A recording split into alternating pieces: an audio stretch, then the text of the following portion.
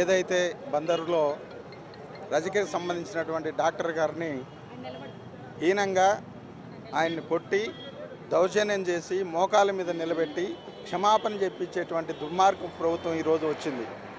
ఈరోజు ఉండేటువంటి కూటమి ప్రభుత్వంలో చంద్రబాబు నాయుడు గారు కానివ్వండి, పవన్ కళ్యాణ్ కానివ్వండి, ఊకదంపుడు ఎలక్షన్ ముందు ఊకదంపుడు దంపారు. ఏమని, మేము బీసీల కోసమే పనిచేస్తున్నాం, ఏదైతే అణగారి వర్గాలు ఉన్నాయో అణగారి వర్ణాలకి మేలు చేస్తామని చెప్పుకునేటువంటి ఈ కూటమి ప్రభుత్వం ఈరోజు ఆ బీసీల పట్ల ఏ విధంగా వ్యవహరిస్తారు అనేది కూడా ప్రజలందరూ చూస్తూ ఉన్నారు. ఒకటి గుర్తుపెట్టుకోండి, మీరు ముఖ్యమంత్రి కావడానికి ఏ అయితే బీసీ కులాల మీద మీరు ఆధారపడి వాళ్లకు మీరు అబద్ధాలు చెప్పి మీ మీడియాల ద్వారా అన్నీ హైప్ చేపించేసి మీరు చేపించిన దోపిడీ ఈరోజు ప్రజలందరికీ తెలుసు.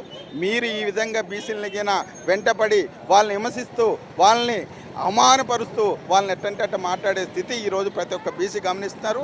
మిమ్మల్ని భర్తం పట్టే రోజు దగ్గరలో ఉంది. ఇక్కడ ఉండేటువంటి రాష్ట్రంగా వ్యాప్తంగా ఉండేటువంటి బీసీ సంఘాలన్నీ కూడా ఏకం చేసి ఆయనకు న్యాయం జరిగేంత వరకు కూడా మేము పోరాటం జరుగుతాం. పోలీసుల్ని తిరగబడుతున్నారు జనసైనికులు. ఈరోజు మరీ ఈ కూటమి ప్రభుత్వం వచ్చిన తర్వాత పోలీసు తీరు ఎలా ఉందంటే కనీసం పోలీసులు కూడా వాళ్ళకు జవాబు చెప్పేటువంటి ఇదిగిపోలే. ఎందుకు, వచ్చినటువంటి కూటమి ప్రభుత్వంలో ఉండేటువంటి అన్ని పార్టీలు, ఇప్పుడు జనసేన కావనండి, జనసేన నాయకులు ఈరోజు పోలీసుల మీద తిరగబడే రోజు వచ్చింది. అంటే ఈ గవర్నమెంట్ ఎలా ఉంది, మీరు ఎవరైనా సరే ఎదిరిస్తే ఏ పార్టీకి సంబంధించి వైఎస్ఆర్ కాంగ్రెస్ పార్టీ కార్యకర్తల్ని విమర్శించడమే వీళ్ళ మార్గంగా, వీళ్ళ దారిగా ఎంచుకొని వీళ్ళందరినీ బాధించడం తప్పు. మీకు ఒకటి